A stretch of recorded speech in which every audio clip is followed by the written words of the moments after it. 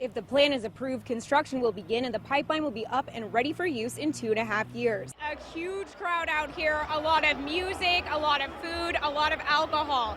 And State Patrol is out here in full force to make sure that everything is safe. What kind of reaction were the candidates getting? Well, a good turnout from supporters on either side of the aisles, and the debate got pretty heated at the beginning, with Hatch criticizing the current administration and Branstad on the defensive. Police have been investigating this death for nearly 7 hours now. If you take a look behind me, you can see parts of the Greenbelt are blocked off. Samantha-Jo, how are things going over there? Nikki, a lively crowd here celebrating the Jewish Federation's Simcha. That's a Hebrew word for festive occasion. I'm standing right in front of the apartment complex where 6-year-old Hazel Melchor was found yesterday. Today I spoke with her mother, and she said when she found her, she was wandering the halls of the complex, shaking and crying. She also told me that this isn't the first time something like this has happened. If you've already registered to vote absentee, it could be as early as Thursday. When you check your mailbox and find one of these. Amanda Democratic nominee Bruce Braley is in a dead heat against Republican State Senator Joni Ernst. And while Democrats are hoping the First Lady's visit will rally the voters in a race so close with no clear frontrunner, Republicans have some other ideas. Fire crews are no longer here at the farm and home shop on 314 West McLean Street in Osceola. But as you can see behind me, the building is a complete loss. I'm here with former Iowa GOP chairman and Republican strategist Matt Strawn. Matt, this election could be the 4th time in the last decade where voters oust the current party in control of Congress. How likely is this looking tonight? Well, I think it's looking very likely. A crew from the Iowa Department of Natural Resources found the body of 22-year-old Matthew Roth in Saylorville Lake around 3 p.m. And as Chief Meteorologist Brad Edwards says, the snow falling should end tonight, but the snow on the ground is here to stay. Just an hour ago, police said that they arrested 3 Southeast Polk High School students in connection with those online threats made against the school, even specifically targeting certain members of the Pleasant Hill Police Department. Nikki, when you're shopping in the store, you can see it, you can feel it, you know what you're going home with, but when you're shopping online, there is some risk. Now, Gerlman says that he does anticipate that he's going to be pulled into that lawsuit somehow, but for now, he's going to let the people in Los Angeles and New York fight this one out. We're live in West Des Moines. Samantha-Jo Roth, ABC 5 News. Took the crowd at Drake Fieldhouse nearly an hour to work up the courage to correct Michelle Obama. After several flubs, she apologized profusely. ABC 5 Samantha-Jo Roth is live in your local election headquarters with more. Samantha-Jo. Stephanie, well, if you were in the crowd today, you know the First Lady kept saying Bailey instead of Bruce Braley. And she did that 7 different times before the audience was able to correct her. But now the mix-up is getting some major attention across the nation. All of us just in this room right now could swing for Bruce Bailey. Yes, you just heard the First Lady of the United States flub the name of the man she came to campaign for. Braley, what did I say? I'm losing it. Before she was eventually corrected by the audience, Obama apparently messed up Braley's name 7 times. Quite frankly, when you're speaking rapidly and talking, it's understandable. ABC 5 political analyst Arthur Sanders says people shouldn't read too much into the mix-up.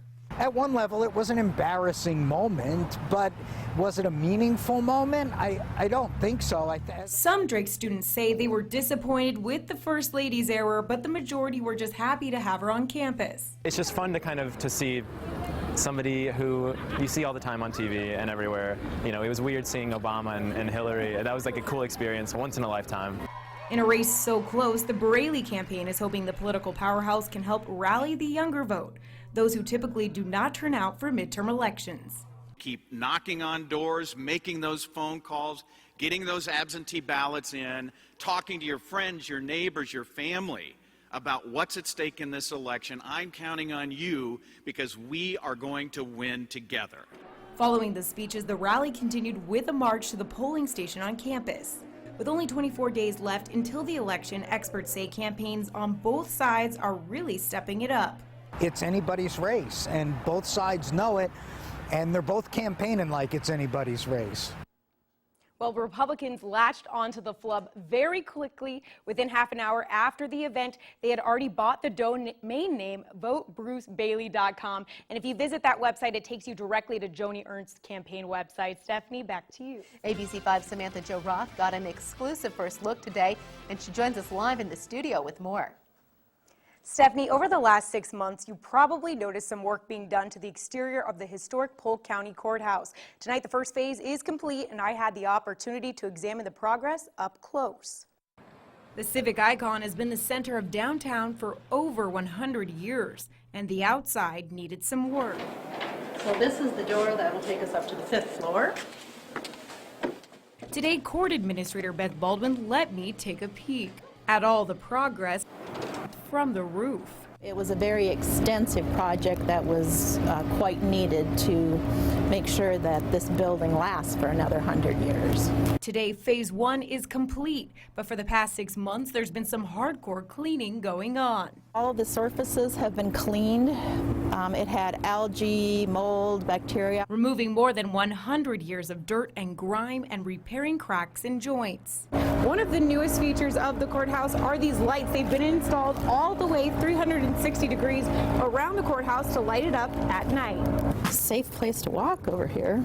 Originally built in 1906, the building was designed for 4 courtrooms. Now it has 29. As you can imagine, it's very cramped and there's just not enough room to do what needs to be done. The work is part of the $81 million voter-approved referendum. The next phase will include a renovation of... On Mulberry is the old J.C. Penney's Wellmark building. Also known as the Polk County Justice Center, the old jail, and the interior of the courthouse. We will have adequate facilities for jurors, for citizens, for the litigants to come and have their matters resolved in a dignified manner.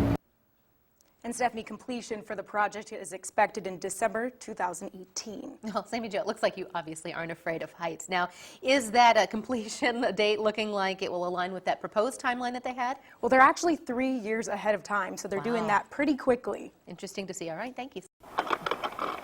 Whether you were shoveling your driveway or taking the sled out for a ride, today the Metro saw its first significant snowfall.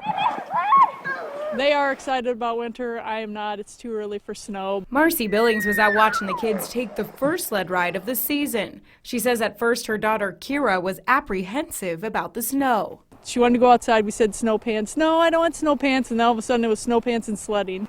And as the snow moved into central Iowa, roads were covered and even caused some accidents.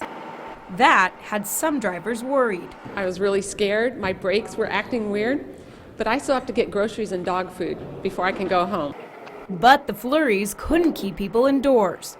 And with the snow came mixed feelings. It was cold. I don't like the cold. Yeah, it was okay for me. I was kind of happy about it snowing, I guess. I think I'm ready for summer again. Even though winter doesn't officially start until December 21st, it looks like the cold weather is here to stay. I could wait a little while for the snow to come, but it's here, so might as well enjoy it.